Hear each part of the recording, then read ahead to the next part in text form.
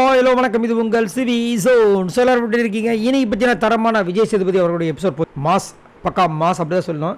அதில் பார்த்தீங்கன்னா எப்போயுமே அடி வாங்குற ரெண்டு பேர், விஜய் பார்வதி அண்ட் கமருதீன், அவங்க ரெண்டு பேருக்குமே இன்றைக்கி ஒரு சூப்பரான ஒரு டே சொல்லலாம். ரெண்டு பேரும் பாராட்டினார். அதுலேயும் குறிப்பாக வந்து விஜய் பார்வதிக்கு ஒரு க்ளூ கொடுத்த மாதிரி இருந்துச்சு. என்னென்னா விஜய் பார்வதி டப்புன்னு எந்திரிச்சாங்க. அதாவது ஒரு சில ஆட்டிடியூட் இஷ்யூஸ் காமிச்சாங்க. உடனே விஜய் பார்வதி போதும் அப்படின்னு சொல்லிட்டு நிற்க வச்சுட்டு, நான் உங்ககிட்ட ஒன்று சொல்கிறேன், நல்லா நோட் பண்ணிக்கிங்க.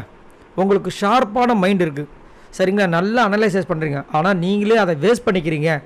அதே மாதிரி நீங்கள் உங்களுக்கு அகென்ஸ்டாக வேலை செஞ்சுக்கிறீங்க, பார்த்துக்குங்கன்ட்டார். ஸோ உங்கள் வாயால் தான் உங்களுக்கு நிறைய ப்ராப்ளம் வருது வெளியில். ஸோ அதை கொஞ்சம் பார்த்து இது பண்ணுங்கள். ஆனால் ஷார்ப்பு மைண்டு, கேட்க கேள்வியெல்லாம் கரெக்டாக கேளுங்க, ஆனால் அவசரப்பட்டு லொடலொடன் கத்திராதீங்க அப்படின்னு ஒரு அழகான ஒரு க்ளூ கொடுத்துருந்தாரு.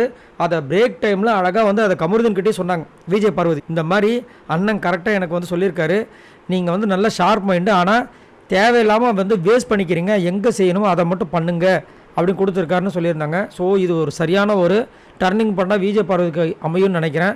அதை தான் வந்துட்டு அவங்க ரொம்ப ஷாக்கிங்காக, ஏன்னா அன்புக்கு அங்கே போட்டு பொழக்கிறாங்க, எல்லாருமே திவாகரை போட்டு பொழக்கிறாங்க. ஆனால் அந்த பொழக்கிற டைமில் வந்துட்டு ஒருத்தங்களை வந்து நீங்கள் ஷார்ப்பாக நீங்கள் நல்லா மைண்டை யூஸ் பண்ணுறீங்க, நல்லா திங்க் பண்ணுறீங்க, ஆனால் தேவையில்லாமல் கத்தி அடுத்தவங்களை பேச விடாமல் பண்ணுறீங்கன்னு சொல்லிட்டு ஒரு சில விஷயங்கள் கொடுத்தவொடனே அவங்களுக்கு ஒரு ஹாப்பி ஆகிடுச்சு. ஓ சூப்பர், அப்போ நம்ம இதை நம்ம கரெக்டாக ஃபாலோ பண்ணோன்னா நல்லாயிருக்கும் அப்படின்னு. இதை கண்டிப்பாக அவங்க ஃபாலோ பண்ணாங்க, உண்மையிலே வந்துட்டு அவங்களுக்கு நல்ல ஒரு விஷயம் வரும். ஆனால் அதை ஃபாலோ பண்ணுவாங்களா கேட்டிங்கன்னா கண்டிப்பாக ஃபாலோ பண்ணுறதுக்கு வாய்ப்புகள் இருக்காங்க. ஏன்னா அவங்க கமருதீன் கிடையாது. ஏன்னா கமருதீன் தான் ஒரு விஷயத்த சொல்லிட்டு அதுக்கப்புறம் ஃபாலோ பண்ணுறதுக்கு ரொம்ப கஷ்டப்படுறாரு.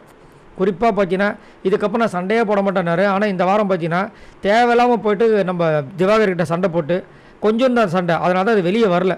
இன்னும் பெருசாக வந்து இப்போ வினோத் மாதிரிலாம் மார்க் பண்ணியிருந்தாருன்னா மாட்டியிருப்பார்.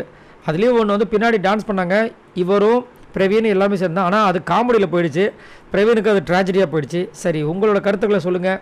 உங்களுக்கு விஜய் பார்வதிக்கு இவர் கொடுத்த க்ளூ பற்றி என்ன நினைக்கிறீங்க? மறக்காமல் கமெண்ட்ஸ் பண்ணுங்கள் பாய் நண்பர்களே.